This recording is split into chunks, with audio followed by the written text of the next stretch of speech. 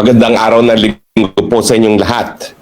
Ako po'y medyo nalilito kasi may nabasa akong mga balita na ang trust rating daw ni Marcos Jr. sa latest sa survey ng Publicus Asia ay negative 27. Pero nang tinignan ko ang Publicus Asia, hindi lang daw negative 27 ang trust rating ni Marcos Jr. Kung hindi, negative 57. Negative 59. I stand corrected. Negative 59. Bakit po negative 59? 14% na lang daw po ang nagtitiwala na kay Marcos Jr. and 73% ang hindi nagtitiwala, or a net trust rating of negative 59. Ibig sabihin po, halos 1.5 tao na lang sa 10 ang merong tiwala kay Marcos Jr. Or kung percentage point po yan, ay nako, 1.5 po, no? 1.5%. Tama ba ako sa aking bilang o is that 15%? Hindi. Tama po. Talagang negative 59 is 1.5% na lang ang nagtitiwala sa kanya. Ibig sabihin, yun na nga po, no? 14% ang nagtitiwala, 73. So, 7 tao, tama, 7 tao ang hindi na nagtitiwala, 3 tao nagtitiwala sa kanya. Parang ganon, no? So, negative 59 na ang kanyang trust rating. Ano pong ibig sabihin nito? Well, ang tiwala po ay yung paniniwala ng taong bayan na maaasahan ang isang leader na mamuno. Bakit po naging negative 59? Hindi ko po alam kung si GMA at the height of Hello Garci ay umabot sa negative 59. Pero, this is a record to beat. Para kasing wala na talaga nagtitiwala sa kanya. Bakit ba nawala ng tiwala ang taong bayan dito kay Marcos Jr.? Well, uda-uda po kasi nga doon sa pagiging adik. Hindi niyo po masisisi ang ating mga kababayan na mawalan tiwala sa isang adik. Of course, wala pa siyang sinasabi sa paratang na siya ay adik. Ang sabi lang niya, I will not dignify that with a response nung siya tinanong ng media nung lumabas yung pulboronic video ni Maharlika. Nung nagsalita ang kanyang sariling kapatid na si Manang Amy Marcos, wala rin siyang sinabi. So anong iisipin ng taong bayan? Mga paratang, may isang video na sinasabing AI, na meron namang expert na sasabing hindi AI, at ang sariling kapatid na nagsasabi na bata pa yung Marcos Jr. na yan ay adik na. At dahil wala siyang pagtanggi sa paratang, at nandyan pa nga yung Rolling Stone article na nung siya'y nag-aaral sa Oxford, siya'y tagabili ng kilong-kilo ng cocaine para sa kanyang mga barkada, siyempre ang namuong pag-iisip ng taong bayan, adik si Marcos Jr. Kaya nga doon sa huling salita ng kanyang kapatid, tinawag na talaga ng kanyang kapatid, si Amy Marcos, na bangag ang gobyernong ito. Yan ang tingin kong pangunahing dahilan kung bakit walang tiwala ang taong bayan sa kanya at negative 59 ang kanyang trust rating. Ano pa ang mga dahilan? Well, bukod sa pagiging bangag, pagiging kurakot. Alam naman natin na sa kasaysayan ng mga leader sa daigdig, ang kanyang ama ay binansagan ng Guinness Book of World Record na pinakakurap sa buong daigdig. Wala pa pong tumatalo sa record ng mga Marcos sa pagiging kurakot. At ngayon, bagamat sinasabi niya sa taong bayan, ako lang ang naghabol sa mga kurakot sa flood control scam, ang katunayan po, si Zaldico, na isang kapanipaniwala namang tao dahil siya ay naging pinuno ng Committee on Appropriations, ang siyang nagsabi na noong 2025, 100 billion ang in-insert ni Marcos Jr. at sa 100 billion, 25% o 25 billion ang kanyang binigay kay Marcos Jr. mismo. At nandyan nga yung Marines 18 plus 4 na nagpapatunay na sila yung mga inutusan ni Zaldico na mag-deliver ng pera sa kanya. So habang nagmamalinis ang Marcos Jr., lalong bumabaho ang katotohanan. Paano mo naman mapapagkakatiwalaan ang nagmamalinis na sinasabi ng mga kapanipaniwalang mga tao na siya ay madumi? Sabi nga ng isang saying sa Tagalog, no, bago mo putahin ang putik ng iba, linisin muna ay yung putik sa iyong mga muka. Bukod pa dyan, dahil siya ay adik at siya ay kurakot, alam natin na siya ang problema. Bakit? Kasi nga siya ang presidente. Siya ang dapat nagmumuno para bigyan ng solusyon ang problema ng taong bayan.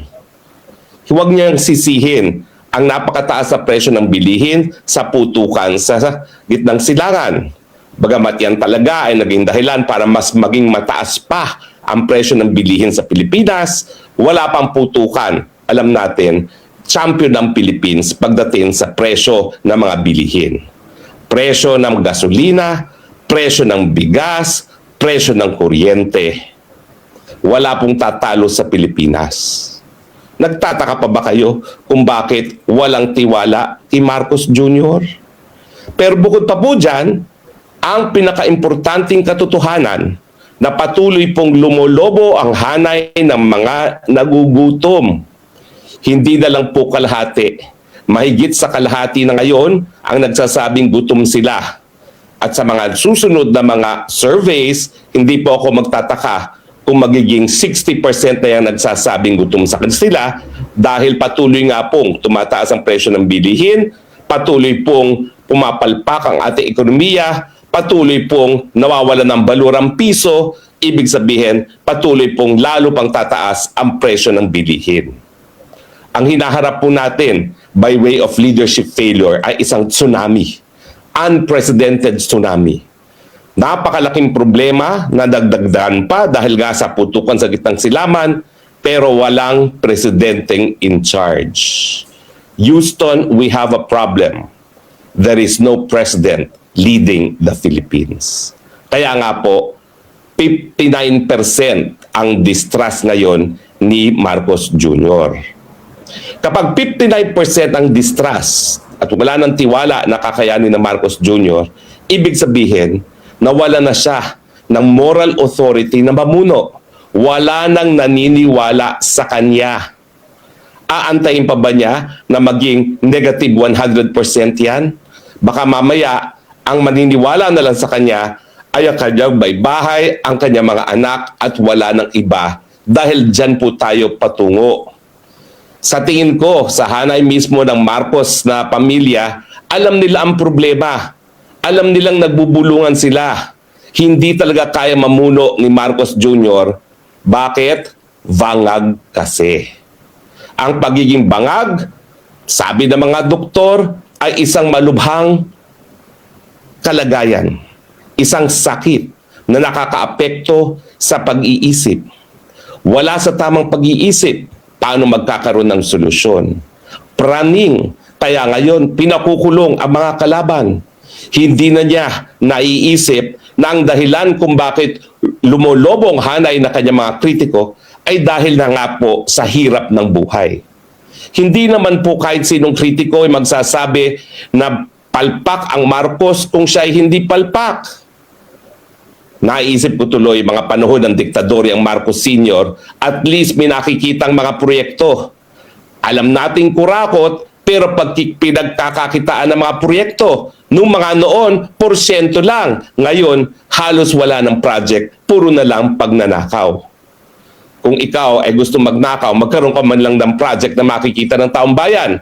At siyempre ngayon, ang nakikita ng taong bayan, mga proyekto na pinakamarami ay para sa flood control, na dahilan kung bakit ngayon lumalangoy sa tubig baha, lalong-lalo na ang mga mahihirap sa ating lipunan.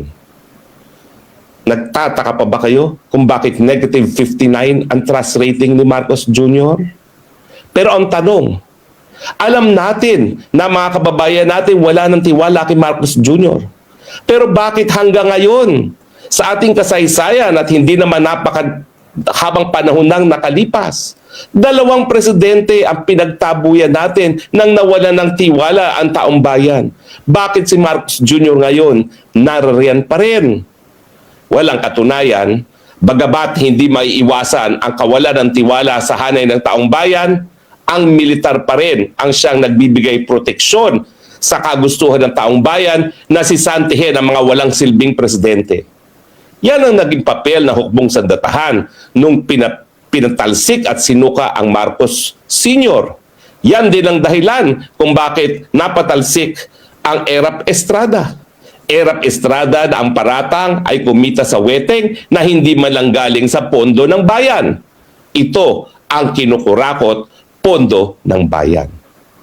Meron pa bang duda na siya'y kurakot? Ang sabi ng mga Marines, mga modern day na mga heroes, sila mismo nagdeliver sa tahanan doon sa Paway, Ilocos Norte at ang sariling anak niya ang tumanggap.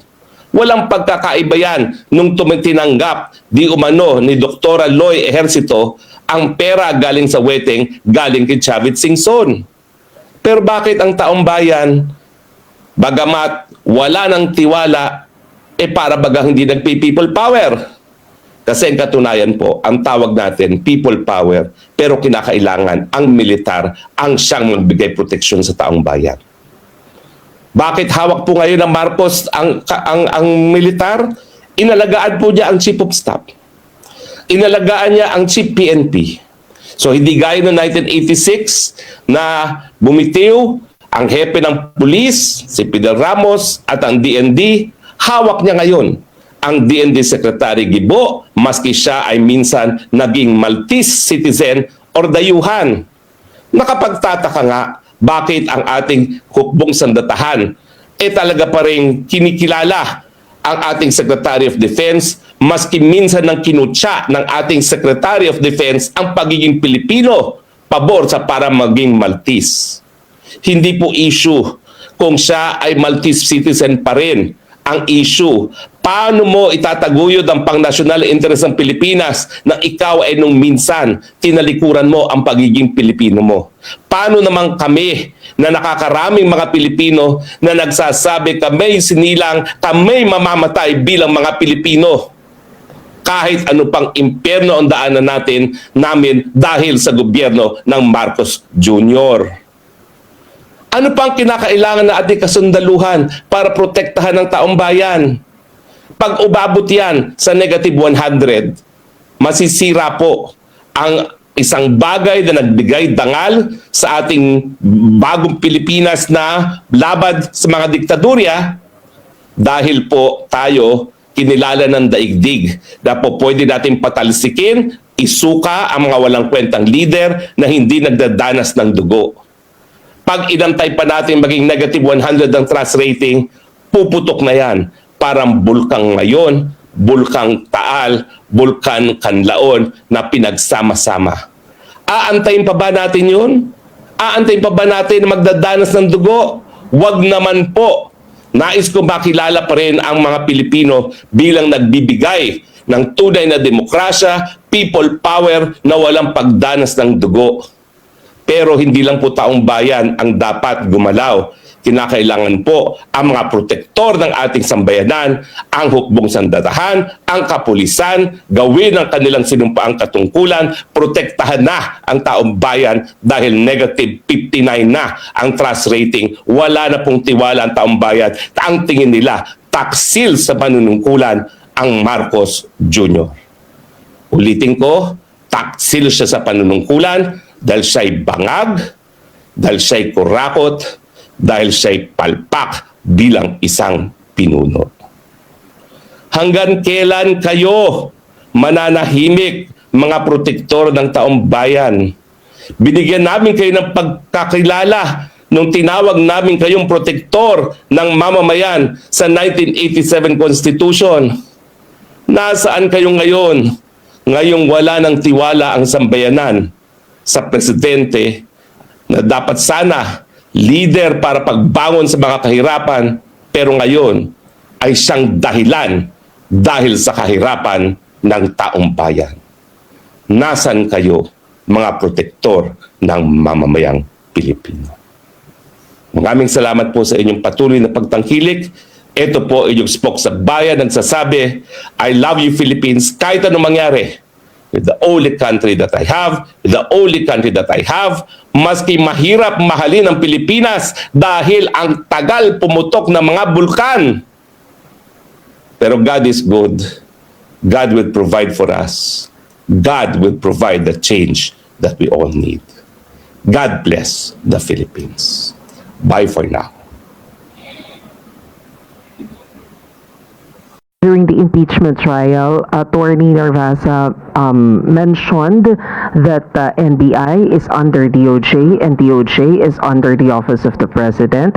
So there were insinuations that, in a way, the President has influence over this case against the Vice President. How would you like to respond to that? Yung ba ang gusto niyang iparating? Nag-i-insinuate ba siya na mayroong kinalaman ng Pangulo sa pag-iimbestiga patungkol sa pagbabanta ng Vice Presidente sa kanyang buhay? Well, there were questions about it. Unang-una po, hindi naman po talaga dapat ma-question ang sitwasyon po ng NBI. Dahil alam po natin ang NBI, kahit wala pa pong pagbabanta, ang Vice Presidente ay under na po ito ng DOJ. At ang DOJ po ay parte ng ehekutibo para ipakita at nag-i-insinuate na may kinalaman ng Pangulo sa pag-iimbestigang ito. Ito ay ang pinakamababa sigurong klase ng argumento. Ang NBI po ay may sariling mandato.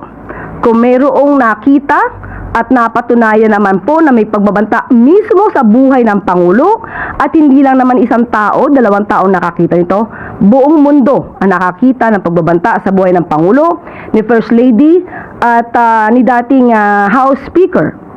So, mandato po ng NBI na imbestigahan po ito dahil po ito ay para sa proteksyon ng ating Pangulo. When the President learned the statement of the Vice President back then, what was his instructions to NBI, if there was any? At the time, ay pagpaumanhin, wala pa po ako dito sa posisyon. But alam po natin na ito po ay hindi po ipinagsabalingwala, hindi binaliwala ng Pangulo at talaga pong ito ay sinabi niya sa kanyang statement na ito po ay hindi dapat na tinutulugan, hindi po to dapat na dapat itong seryosohin. Itong ginawa ng Vice Presidente ay dapat na siniseryoso. Bilang Pangulo, kailangan po lang din siyang maprotektahan, hindi lang para sa sarili niya, kundi para sa bansa natin. Sunod na tanong mula kay Rafi Ayeng, Daily Tribune. Good morning, Yusek. Ma'am, in relation to that po, the defense panel and former Presidential Legal Counsel Sal Panelo said no evidence daw po of grave threat kay President Marcos, FL, and ex-House Speaker Romualdez because the utterances made by VP Sara is hypothetical and conditional. So how does the palace react to this? Even the President himself last year considered it before as a mere threat.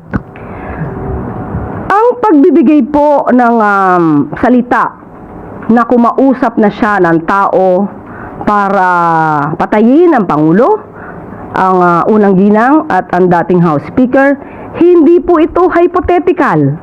Nakita po ito.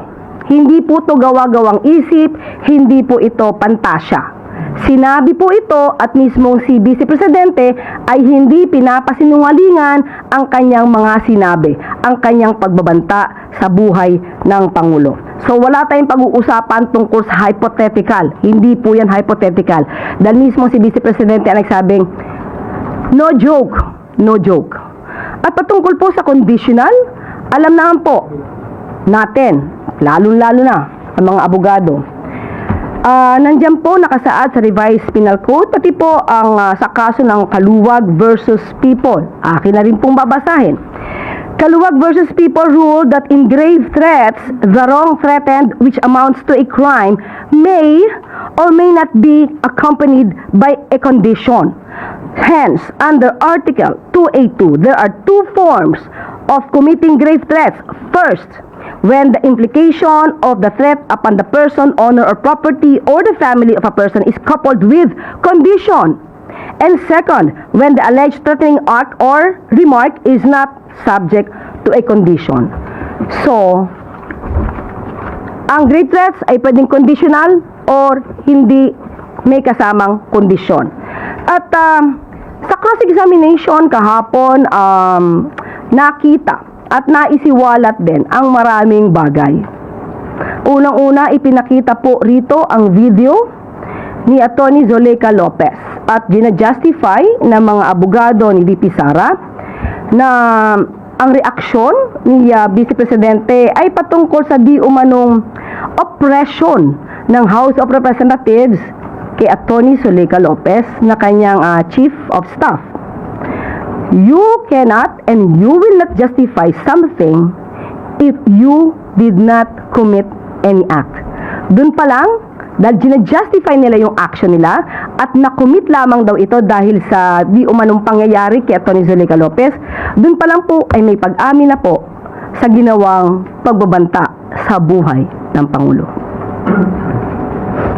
At salamat ma'am. And sa iba namang pong topic, follow up lang po dun sa request ni SILG Remulla na kasi po si Brigadier General Hansel Marantan daw po bukas na ang retirement. May decision na po ba ang Pangulo dito at is PBBM aware of his involvement in the controversial Atimonan shootout case and was previously dismissed from the PNP but reinstated upon appeal? Wala pong extension para po kay General Marantan. At maaari po siyang makatulong sa ibang pamamaraan. Thank you, Yusek. Ivan Mayrina, GMA 7. Good morning, Yusek.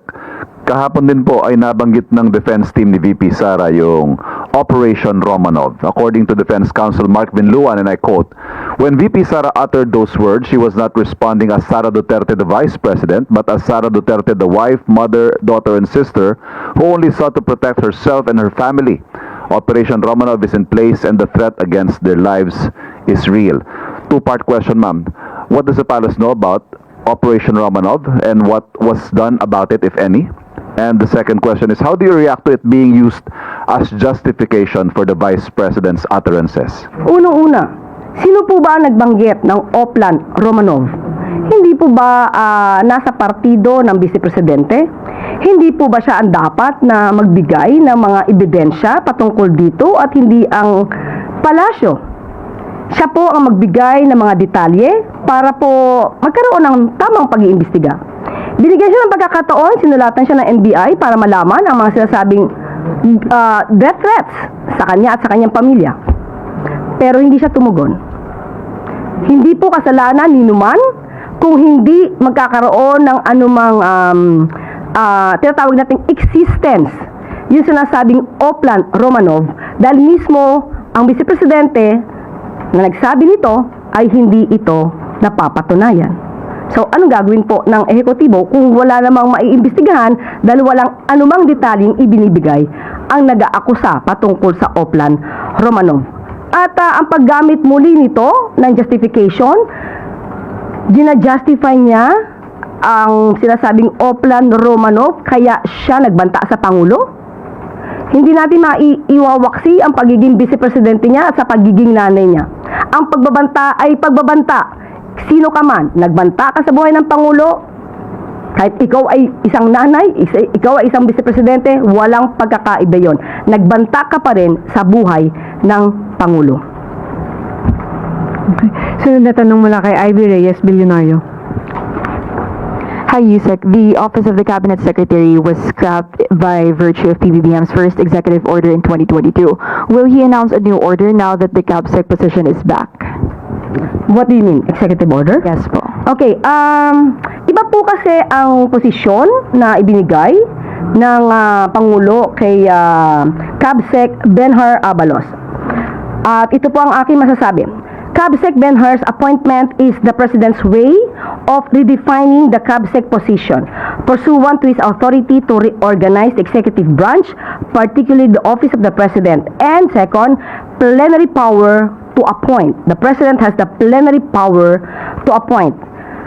Okay, and instead of a CabSec focus on managing the President's cabinet meetings, ang utos ni Presidente kay CabSec Benhur ay siguruduhing nararamdaman at napapakinabangan ng bawat Pilipino ang mga serbisyo ng gobyerno.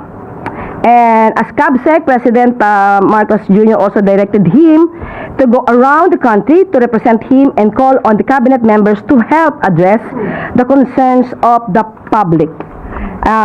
All these tasks are embodied in CABSEC Benhar's terms of references attached to his appointment.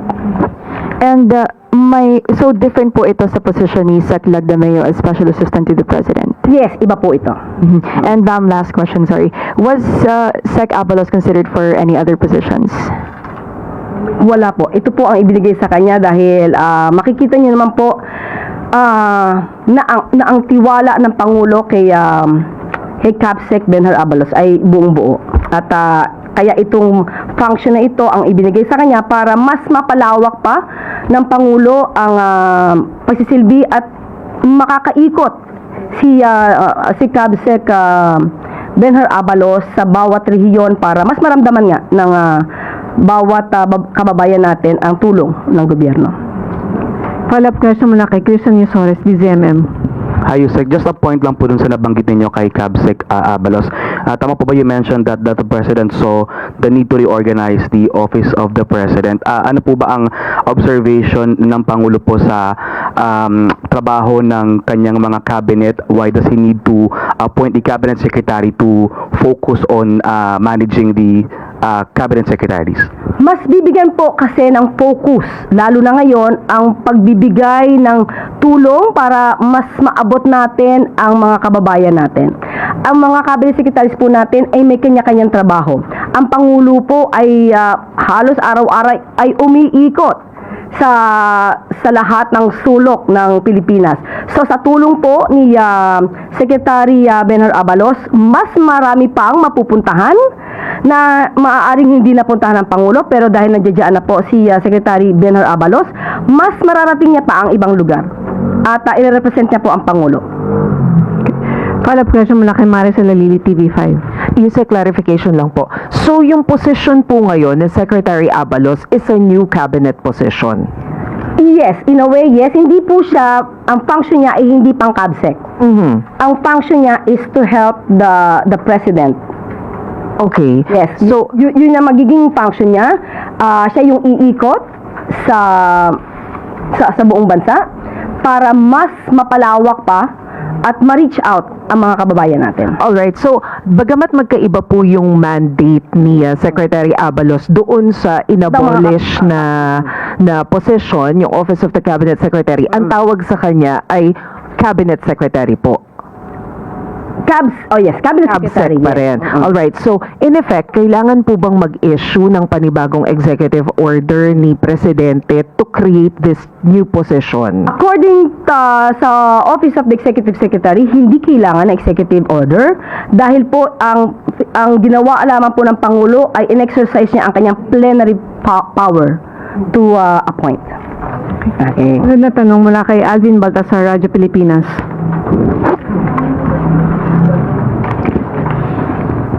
Yusek, good morning po. Yusek, the President approves the fiscal year 2024 performance-based bonus for qualified government employees. Yusek, may timeline ba kung kailan ito ibibigay? Lalo na nung in-announce, maraming government workers ang nag-anticipate. Okay, may bibigay po ako sa inyong good news, pero ito po galing sa DBM at tingnan natin po ang timeline. Ibibigay ko po, ito mismo ay ang salita mula sa DBM. Ang fiscal year 2024 performance-based bonus para sa mga kwalipikadong kawani ng pamahalaan ay ipoproseso at inaasahang maipagkakaloob ngayong taon. Okay? Baka mas maaga pa, earlier. Ang pondo para rito ay nakapaloob sa fiscal year 2026 General Appropriations Act para sa mas detalyadong schedule ng implementasyon, kabilang ang mga target na timeline para sa pagproseso at pagpapalabas ng performance-based bonus. Maaari pong sumangguni sa item 9 ng EO number 61 Technical Working Group Memorandum Circular number 2026-1 na may petsang July 3, 2026. Maraming salamat.